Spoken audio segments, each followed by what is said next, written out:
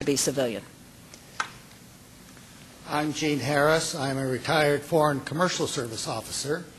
President Obama announced that by 2015 he would like to double U.S. exports. From a policy, planning, and coordination point of view, what is being done to achieve that goal?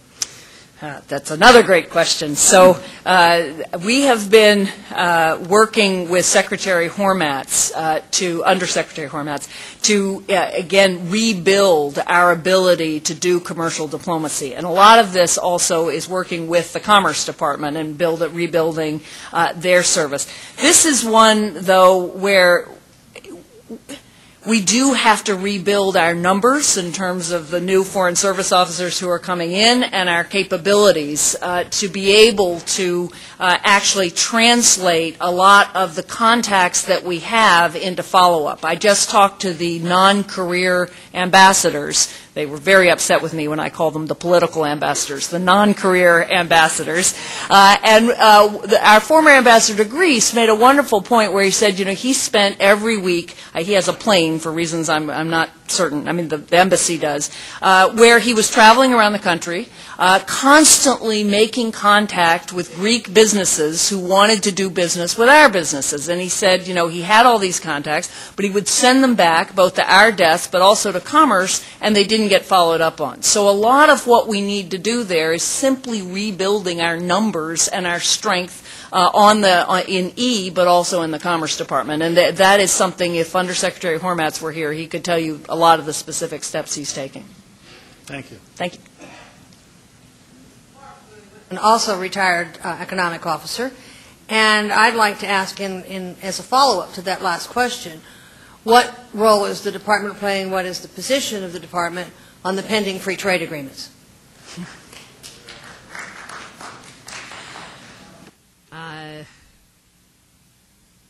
We strongly understand the value of those agreements and, in general, our ability to trade as a critical component of our power and our prosperity. And certainly when you look around the world and you see the number of trade agreements that are being concluded, and they are plurilateral agreements, regional agreements, and if from my days as an international lawyer, that is the news in trade law, is the vast numbers of sub-agreements. We have to be in that game.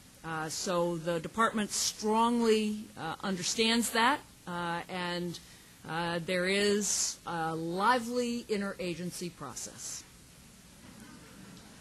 I've learned a little diplomacy from some of you. It's not only a matter of losing the potential growth in exports by not ratifying those. We're already losing existing markets, especially in Colombia. I am aware.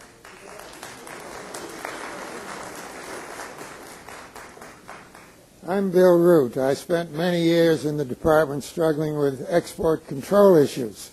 They didn't get a very high priority in the department, but this year, for the first time, they were mentioned in the State of the Union address.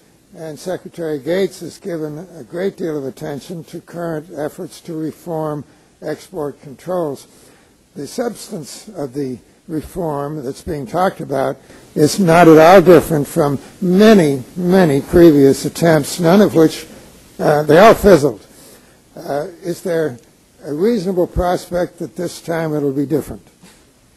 I'm probably the wrong person to ask on this one, in that you're absolutely right. You described exactly what I would say. The White House thinks this is an absolute priority. The Defense Department does. We agree.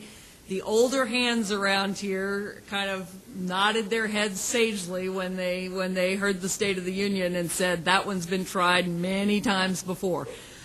You know, one would hope that, I guess the best thing I could say is what is really different is our economic situation, right? We are in the worst financial economic crisis since the Great Depression. So you would think that if there's a way to do this, and if there's a way to get the political consensus to do that, it would be now.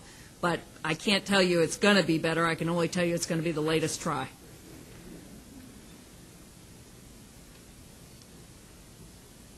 I'm Bruce Langen, retired Foreign Service.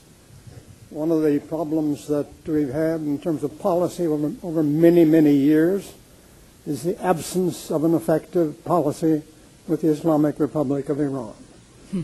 Policy planning presumably deals with major issues of that kind, and this is one of the major challenges facing the administration, facing the United States in that part of the world. If you had your druthers, what would you do about Iran?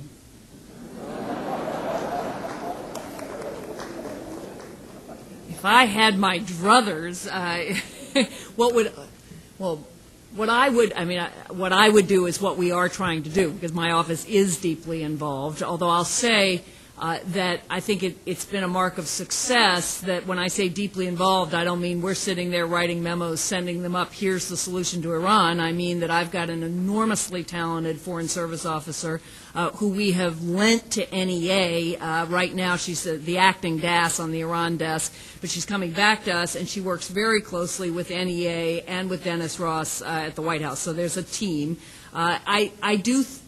What would I have happen? I'd have them, give up their nuclear program and respect human rights. I think that what we're doing is the best we can do, and I think we are making progress on sanctions, and I think we have to pursue the course that we're on, as slow as it is, and whatever we think the prospects of success are. I think that what is different is that there's a greater fear on the part of the Iranian government of isolation, precisely because it's seen what isolation can do in terms of its domestic problems. I mean, you saw those students, those demonstrators who feel very keenly the importance of being connected to the world, and who feel very much understand the costs of being isolated. So when you see what's been happening just this week, the dinner, President Ahmadinejad coming to the UN, the dinner last night, I read these as signs that the government is quite worried, that they are actively engaging they are always trying to block, but that they're even more actively engaging now in to try to stop anything that will make them more isolated, and I read that as some sign of our success. There are not a lot of good options, as you know. I think we're pursuing the best we can. Yes? Yeah, Don Bandler. This is a follow-up question to that.